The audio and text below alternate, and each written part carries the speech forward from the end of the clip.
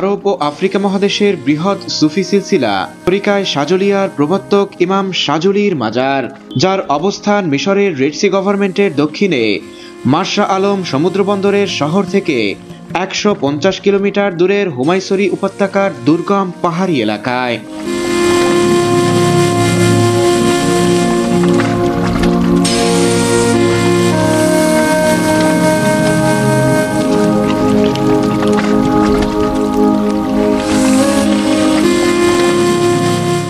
সারি সারি আকাশচুম্বী পাহাড় আর অন্যদিকে ঐতিহাসিক লোহিত সাগরের সৌন্দর্য যেমন মুগ্ধ করবে, তেমন এ দুর্গম পাহাড়ি এলাকার ক্ষণে ক্ষণে রয়েছে অনাকাঙ্ক্ষিত নানা বিপদের আশঙ্কা। তাই তো মরুভূমিতে সন্ধ্যা নামার সাথে সাথেই ইজিপশিয়ান আর্মি চেকপোস্ট আমাদের গাড়ি আটকে রেখেছিল ১২ ঘন্টারও অধিক সময়। আর্মি চেকপোস্টে রুদ্ধশ্বাস আটকের গল্প তো থাকছে প্রায় ২৪ ঘন্টারও বেশি মরুভূমির পথ অতিক্রম করে দুর্গম পাহাড়ি গন্তব্যে পৌঁছানোর পূর্ণতা।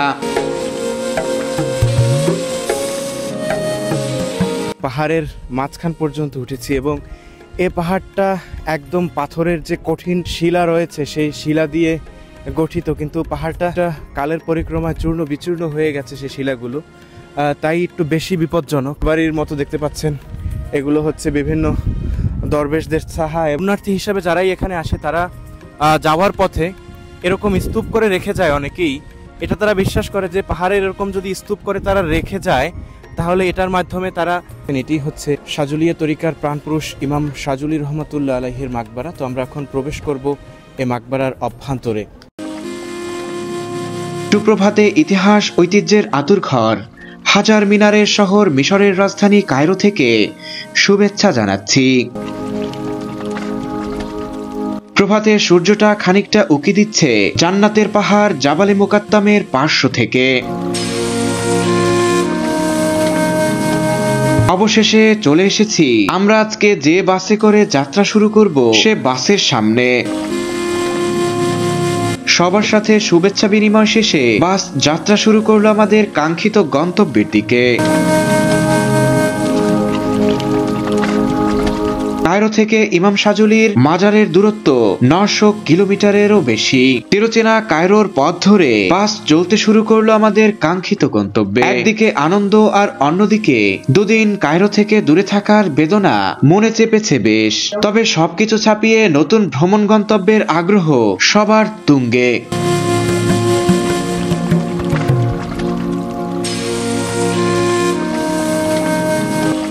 কায়রোর সীমানা পেরিয়ে এবার আমরা প্রবেশ করেছি দক্ষিণ সিনাই উপত্যকার পাশের এলাকায়। আকাশচুম্বী সব পাহাড় এবং পাহাড় কেটে তৈরি রাস্তার মধ্য দিয়ে অবাক বিস্ময় অবলক্ষণ করতে করতে চলছি।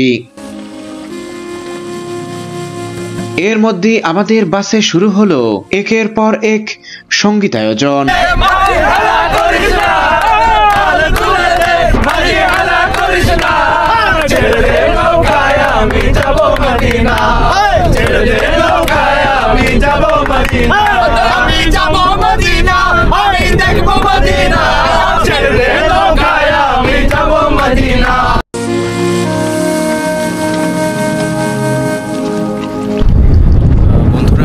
ইতিমধ্যে যাত্রা বিরতি করেছি করে ৬ ঘন্টার অধিক সময় বাস জার্নি করে আমরা একটি জায়গায় যাত্রা বিরতি নিয়েছি আমাদের দুপুরের খাবার খাওয়ার জন্য শুরু করেছি। ৬ ঘন্টার ভিতরে আমরা পাড়ি দিয়েছি প্রায় ৩৮৫ কিলোমিটার পথ এবং এখান থেকে আমরা এখন যেখানে অবস্থান করছি এখান থেকে ইমাম শাজুলি রহমাতুল্লাহ আলাইহির মাজার, যে দুর্গম এলাকায় তার মাজারটি রয়েছে, সেটি এখান থেকে প্রায় ৫১১ কিলোমিটার পথের মতো। আমার চারপাশে যে দিগন্ত বিস্তৃত যা দেখতে পাচ্ছেন সব পাহাড় আর পাহাড়, এ যেন এক বিশাল পাহাড় শ্রেণী।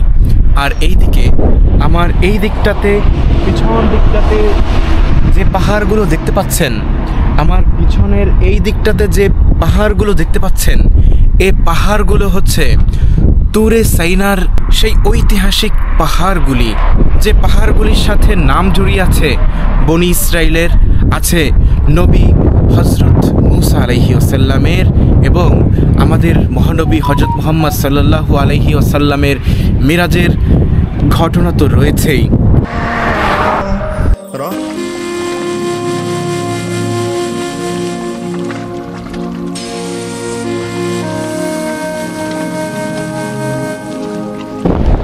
বন্ধুরা, অবশেষে আমাদের দুপুরের খাবার শেষ হয়েছে এই নাম না জানা কোনো এক সেই প্রত্যন্ত পাহাড়ি অঞ্চলে। আজকের খাবারটা ছিল দুর্দান্ত এবং এর স্বাদ সত্যি অতুলনীয়। বন্ধুরা, খাবার দাবার শেষে ফের আমরা আবারও চলতে শুরু করেছি মহান সুফি সাধক ইমাম আবুল হাসান আশ-শাজুলি রহমাতুল্লাহ আলাইহির মাজারের উদ্দেশ্যে। ডান দিকে বিস্তীর্ণ মরুভূমি আর বাম দিকে ঐতিহাসিক লোহিত সাগর, যে সাগরে সলিল সমাধি হয়েছিল অত্যাচারী ফেরাউনের।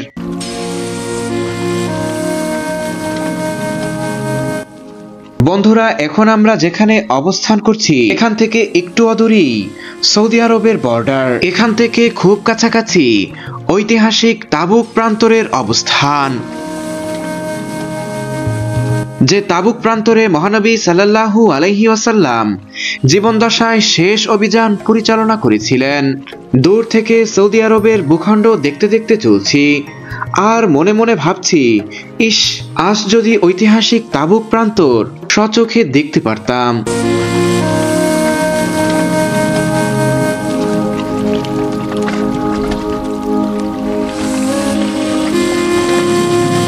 সাড়ে 4 ঘন্টার বিরামহীন বাস যাত্রা শেষে সন্ধ্যায় আমরা পৌঁছেছি মাশরা আলম সমুদ্র সৈকতে। এখান থেকে রসুলের শহর মদিনার দূরত্ব মাত্র 200 কিলোমিটারের আশেপাশে।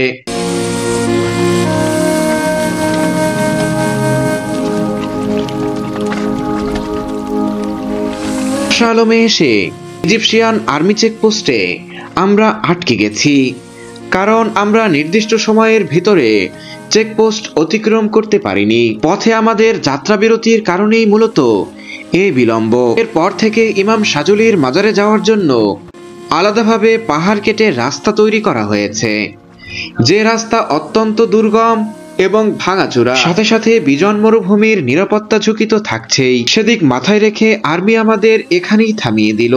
এখান থেকে ভোরের আলো ফোটার অপেক্ষা। শুভ সকাল। ফজরের নামাজ আদায় শেষে ভোর 5:30 নাগাদ আর্মি চেকপোস্ট পেরিয়ে চলতে শুরু করলাম আমাদের সেই কাঙ্ক্ষিত গন্তব্যের দিকে। বন্ধুরা, অবশেষে আমাদের গন্তব্যের সমাপ্তি ঘটেছে। চেকপোস্ট থেকে ফের 3.5 ঘন্টার বাস যাত্রা শেষে অবশেষে আমরা চলে এসেছি রেড সি গভর্নমেন্টের দক্ষিণে হুমায়সরি উপত্যকার দুর্গম পাহাড়ি এলাকায়, যেখানে নেই কোনো ইন্টারনেট কিংবা যোগাযোগের ভালো কোনো পথঘাট। শুধু বিজন মরুভূমি আর পাহাড় বেষ্টিত এ উপত্যকায় চিরনিদ্রায় শায়িত আছেন কুতুবুল আকতাব শাজুলিয়া তরিকার প্রাণপুরুষ প্রতিষ্ঠাতা ইমাম শাজুলি।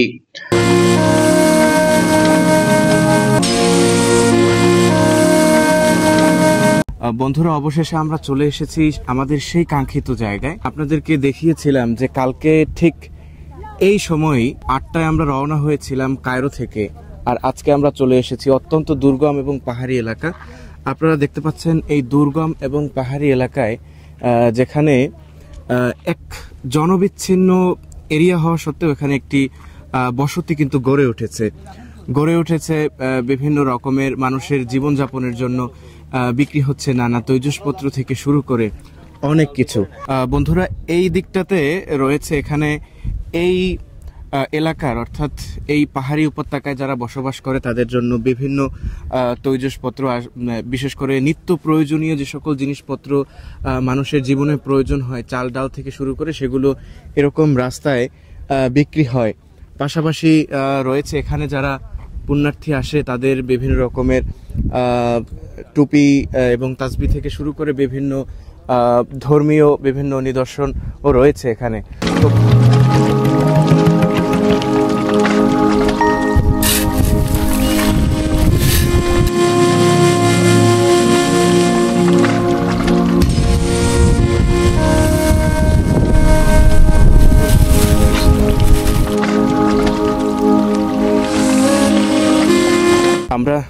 ইমাম শাহজুলি রহমতুল্লাহ আলাইহের মাজার জিয়ারত করব, কিন্তু আমরা এর পূর্বে যেতে চাই সেই ঐতিহাসিক পাহাড়ে যেখানে ইমাম শাহজুলি রহমতুল্লাহ আলাই একটা সময় যেখানে তিনি বসবাস করেছেন, যেখানে জড়িয়ে আছে অনেক ইতিহাস এবং ইমাম শাহজুলির বিভিন্ন নিদর্শন, যেখানে জড়িয়ে আছে অনেক গল্প কিংবা কাহিনী। আমরা সেই ঐতিহাসিক পাহাড়ে উঠতে চাই, যে পাহাড়ে প্রতি বছর জিলহজ মাসে মানুষের কিন্তু আশ্রয়স্থল হয় পাহাড়, এবং পাহাড় একাধারে এই অঞ্চল জিয়ারতকারীদের জন্য একটি তীর্থস্থান বা পবিত্র স্থান। দেখতে পাচ্ছেন আপনারা, আমাদের দলের সবাই এক এক করে পাহাড়ের উপরের দিকে উঠছে।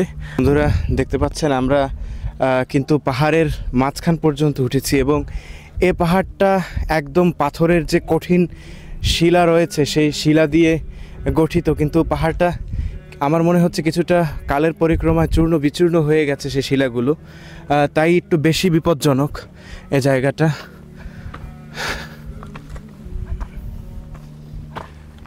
তো আমরা উঠবো একদম উপরের দিকে।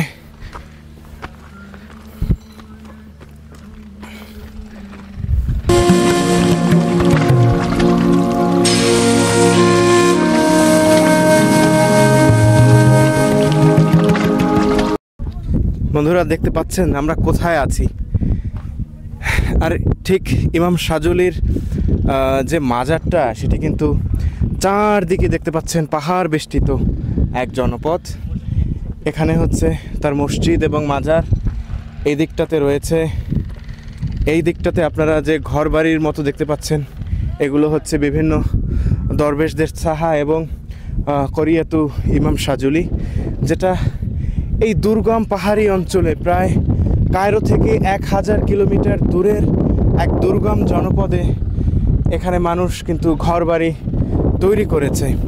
বিশেষ করে আপনারা তো জানেন যে জিলহজ মাসে, যে সময় ইমাম শাহজুলির এই মাসে ওফাত হয়েছিল জিলহজ মাসে, তো জিলহজ মাসের সেই হজের যে 3 দিন কেন্দ্র করে যে জিলহজ মাসের 1 থেকে 11 তারিখ বা 12 তারিখের এই দিনগুলোতে কিন্তু এই পাহাড়গুলো সম্পূর্ণ কিন্তু মানুষের আবাসস্থল হয়ে ওঠে। আর একটি বিষয় আপনাদেরকে দেখাই, এখানে আপনারা দেখতে পাচ্ছেন যে অনেকগুলো পাথরের ছোট ছোট স্তূপ করে রাখা হয়েছে, এই দিকে রাখা হয়েছে। এই যে এখানে যদি এইটা যদি দেখেন তাহলে দেখতে পাবেন যে পাথরের স্তূপ করে রাখা হয়েছে। এটির পিছনেও কিন্তু একটি তাদের, বিশেষ করে ইমাম শাহজুলির যে ভক্ত রয়েছে তাদের কিন্তু একটি কথা রয়েছে, সেটি হচ্ছে যারাই এখানে আসে বা পুণ্যার্থী হিসাবে যারাই এখানে আসে তারা যাওয়ার পথে এরকম স্তূপ করে রেখে যায় অনেকেই।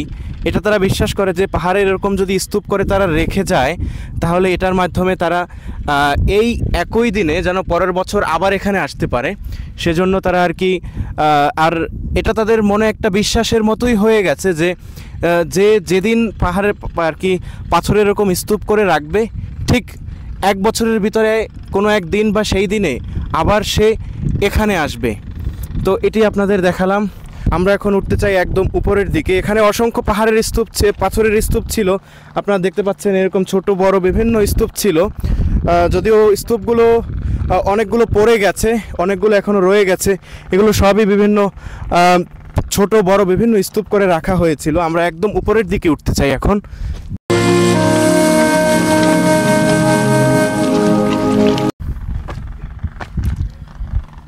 গাছের মতো মনে হলেও পাথর, আল্লাহ আল্লাহ।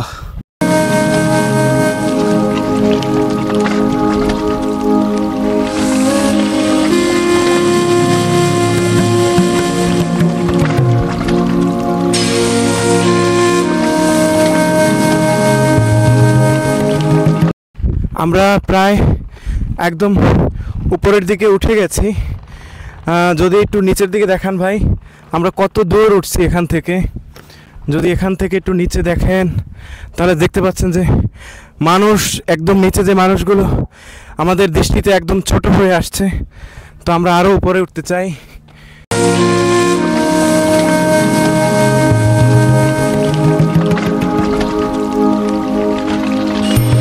আমরা একদম চূড়ায় উঠে গেছি।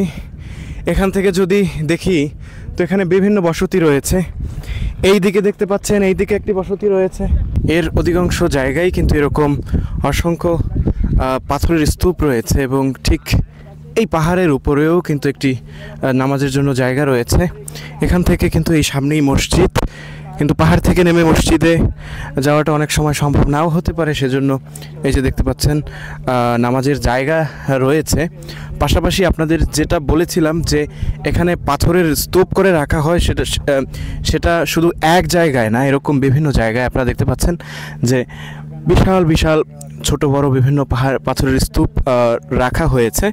এবং আপনারা যদি দেখেন আশেপাশের এলাকাটা কিন্তু সম্পূর্ণ দুর্গম পাহাড়ি এলাকা, যার আশেপাশে সব ছোট বড় মানে কঠিন শিলার যে পাথরের পাহাড়গুলো, সেগুলো ছাড়া আর কিছুই দেখা যাচ্ছে না কোনো সবুজের ছিটে ফোঁটা।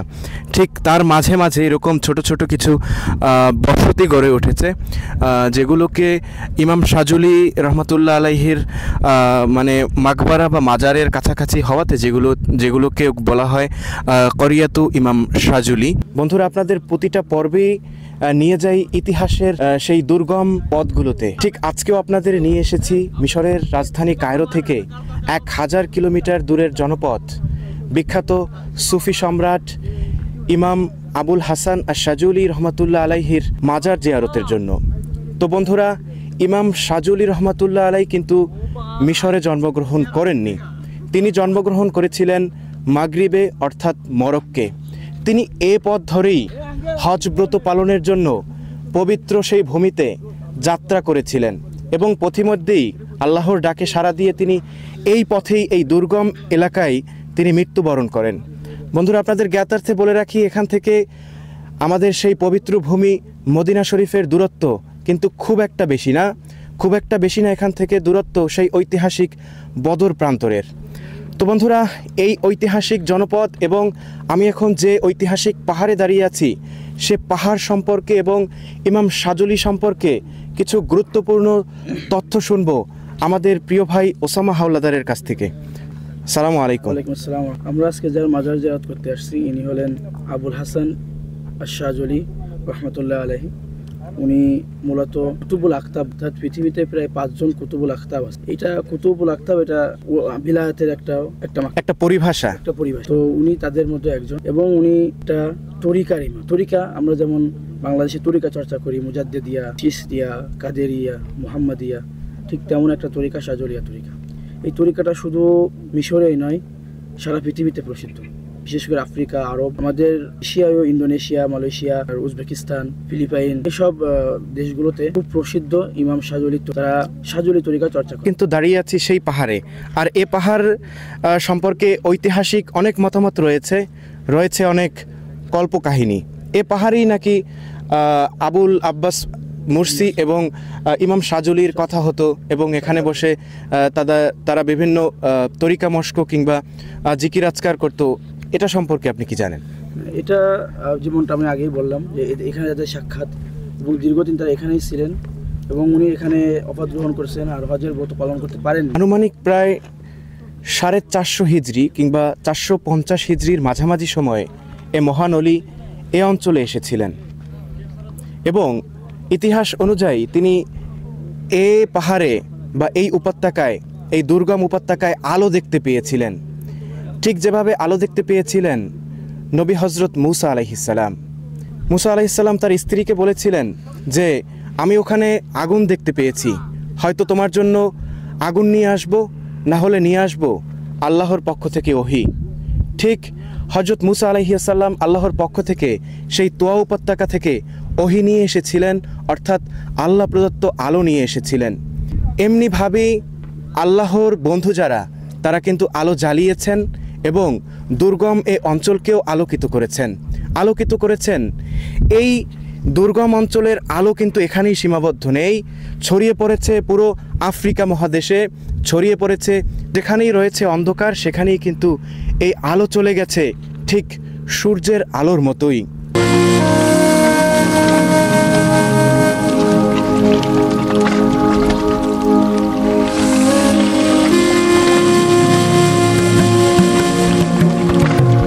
এই মুহূর্তে এই পাহাড়ে আমাদের সাথে রয়েছে আমাদের একজন বড় ভাই, আল আজহার ইউনিভার্সিটির অত্যন্ত মেধাবী ছাত্র শেখ সাদেক আল কাদরি ভাই। তো ভাই, এই দুর্গম এরিয়া, যেখানে বিজন মরুভূমি, যেখানে নেই কোনো প্রাণের সঞ্চার, ঠিক তেমন একটি জায়গায় যেখানে হয়তো আলো এসে পৌঁছায়নি, এরকম অসংখ্য পথ কিন্তু আমরা পাড়ি দিয়ে এসেছি মাঝখানটাতে, যেখানে এখনও কোনো সভ্যতার আলো পৌঁছায়নি, যেখানে পৌঁছায়নি কোনো জনমানব। ঠিক অনেকটা পথ পাড়ি দিয়ে প্রায় কায়রো থেকে 1000 কিলোমিটার দূরের এই জনপদে মানে এইরকম এসে আপনার কাছে কি মনে হচ্ছে? এটি আসলে আপনাকে, আপনার হৃদয় থেকে আপনার কেমন অনুভূতি হচ্ছে? আসলে অ্যাকচুয়ালি বিকজ আমি 6 বছর ধরে মিশরে অবস্থান করছি, বিভিন্ন জায়গাতে প্রায় আমার দেখা হয়েছে এবং খুবই ভালো লাগছে। যখন শুনলাম যে 16 ঘন্টা থেকে 18 ঘন্টা সময় লাগবে, তখন মনে একটু কাজ করছিল যে এত দূর পাড়ি কিভাবে দিব।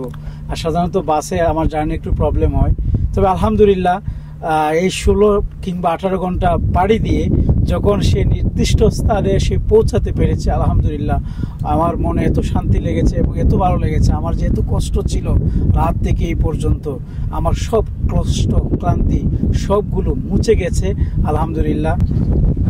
বন্ধুরা, আমরা এখন ঠিক ওই দিকের পথ ধরে পরের দিকে উঠছিলাম, আবার এই দিকের পথ ধরে আমরা নিচের দিকে নেমে যাচ্ছি।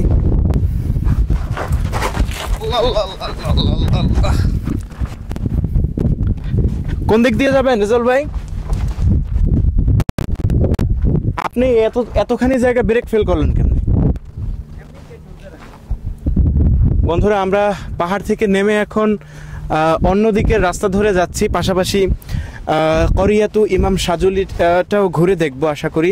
ইমাম সাজুলির যে মাজারের আশেপাশে যে গ্রাম তৈরি হয়েছে, যে জনবসতি গড়ে উঠেছে, আমরা সেই জনবসতির একদম কাছাকাছি যাওয়ার চেষ্টা করব। আল্লাহ, এগুলা হ্যাঁ আমরা একটা করতে পারি। হ্যাঁ হ্যাঁ করে যাই। যা ভাঙ্গে পড়ছে এর ভিতরে একটা করি, এই যে বড়গুলো আছে। বন্ধুরা, এর আগে আপনাদের বলেছিলাম যে এখানে বিভিন্ন রকমের তাদের বিশ্বাস অনুযায়ী তারা এরকম পাহাড়ের স্তূপ, মানে ছোট ছোট পাথর দিয়ে স্তূপ করে রাখে। যদিও এটা কতটা যুক্তিসঙ্গত আমি জানি না, তো আমরা একটা করছি, এমনি মজার ছলে করছি। যদি আবার এরকম এক মহান অলির দরবারে আসার সৌভাগ্য হয় আর একবার, আল্লাহ যদি এই উসিলায় কবুল করে, সেজন্যই। এই যে দেখতে পাচ্ছেন রেজাউল ভাই করতেছে। রেজাউল, আচ্ছা বন্ধুরা, বিসমিল্লাহ। পাথর না গায়ে পড়ে আপনার। আল্লাহ আল্লাহ। বন্ধুরা, আমরাও করে দিলাম, দেখি আল্লাহ আমাদের কবুল করে কিনা সামনের বছরের জন্য। সবকিছু আল্লাহর হাতে। এখানে দেখতে পাচ্ছেন অসংখ্য এরকম ছোট বড় বিভিন্ন রকমের পাথরের স্তূপ করে রাখা হয়েছে। আমরা এখন নিচের দিকে যাচ্ছি।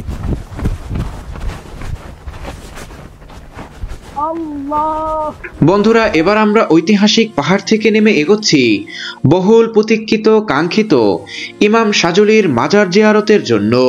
এই মহান ইমামের মাজারকে কেন্দ্র করে এ দুর্গম পাহাড়ি এলাকায় ব্যাপক উন্নয়ন কাজ সাধিত হয়েছে। মাজার এলাকা উন্নয়নের জন্য 280 মিলিয়ন ইজিপশিয়ান পাউন্ড ব্যয় করা হয়েছে।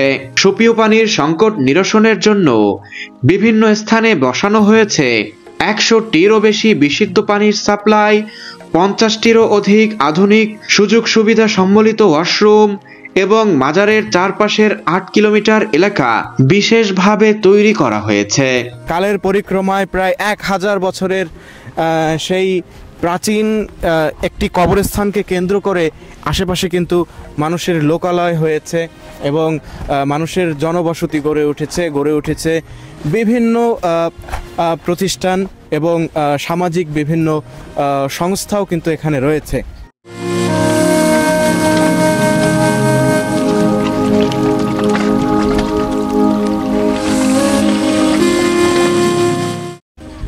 বন্ধুরা, অবশেষে আমরা পাহাড় দেখেছি এবং আশপাশের সেই জনবসতি এবং সব কিছু দেখেছি। এখন আমরা প্রবেশ করব আমাদের সেই কাঙ্ক্ষিত জায়গায়, যেখানে সংরক্ষিত রয়েছে ইমাম সাজুলি রহমতুল্লাহ আলাইহির মাকবারা এবং তার ঐতিহাসিক সেই মসজিদ, খানকা সহ সব কিছু। তো চলুন আমরা সেদিকেই প্রবেশ করি। এবার আমরা ফটক ধরে প্রবেশ করছি মাজারের অভ্যন্তরে। মাজারের পাশেই রয়েছে অনিন্দ সুন্দর নকশায় আবৃত অনন্য নির্মাণ শৈলীর এক মসজিদ। আজকে পবিত্র জুমার নামাজ এ ঐতিহাসিক মসজিদেই পড়ব আমরা।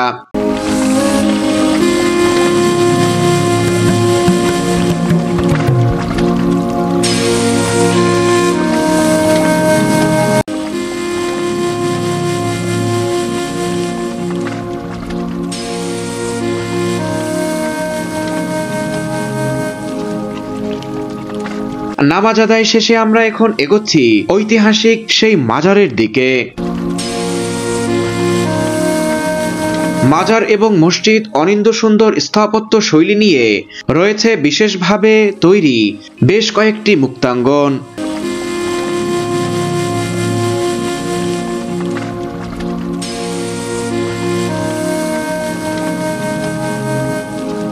যেখানে বছরের বিভিন্ন সময় সুফিদের জিকিরাজকার এবং ধর্মীয় হালাকা বসে।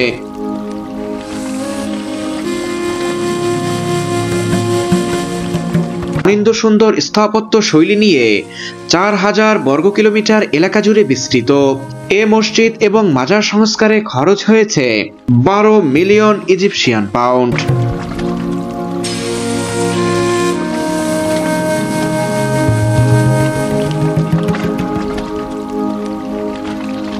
বন্ধুরা, জুমার নামাজ শেষ হয়েছে। আমরা স্থানীয়দের সাথে প্রবেশ করব আমাদের সেই কাঙ্ক্ষিত ইমাম শাজুলিয়া তরিকার প্রাণ পুরুষ প্রতিষ্ঠাতা ইমাম শাজুলি রহমাতুল্লাহ আলাইহির মাকবারার অভ্যন্তরে। আপনার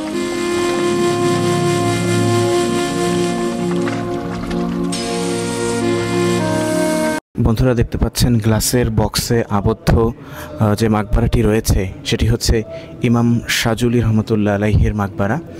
তো এখানকার আজকে জুমার দিন হওয়াতে স্থানীয় মানুষজন এবং আশেপাশে বিভিন্ন দূর দূরান্ত থেকে এবং বিদেশ থেকেও মানুষজন কিন্তু এখানে মাজার জিয়ারত করতে এসেছে। তো তাদের সাথে আমরাও শরীক হয়েছি। আজকে আমরা আপনাদের নিয়ে একসাথেই জিয়ারত করব শাজুলিয়া তরিকার প্রাণপুরুষ, যার তরিকা আরব এবং আফ্রিকায় ব্যাপকভাবে প্রসিদ্ধ, সেই মহান মনীষীর মাকবারা। ইমাম আবুল হাসান আশ-শাজুলি রহমাতুল্লাহ আলাইহি ছিলেন বিখ্যাত সুফি সাধক, আলেম ও আধ্যাত্মিক জগতের এক উজ্জ্বল নক্ষত্র। তিনি শাজুলি তরিকার প্রাণপুরুষ প্রতিষ্ঠাতা হিসেবে বিশ্বব্যাপী সমাদৃত।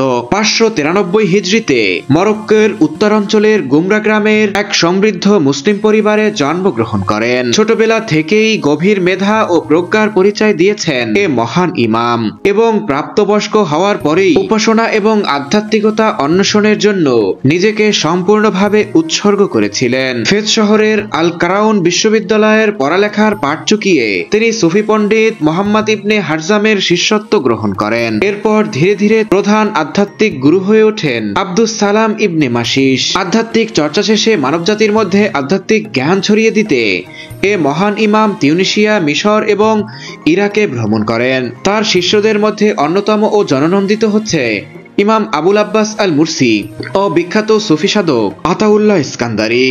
শাজুলিয়া তরিকার প্রাণপুরুষ ইমাম শাজুলি হজ ব্রত পালনের উদ্দেশ্যে এ পথ ধরেই মদিনার পথে ভ্রমণের কালে পথিমধ্যে 656 হিজরিতে ইন্তেকাল করেন এবং তাকে এ দুর্গম পাহাড়ি এলাকায় সমাহিত করা হয়, যা বর্তমানে ইমাম শাজুলির গ্রাম হিসেবে বিখ্যাত হয়েছে।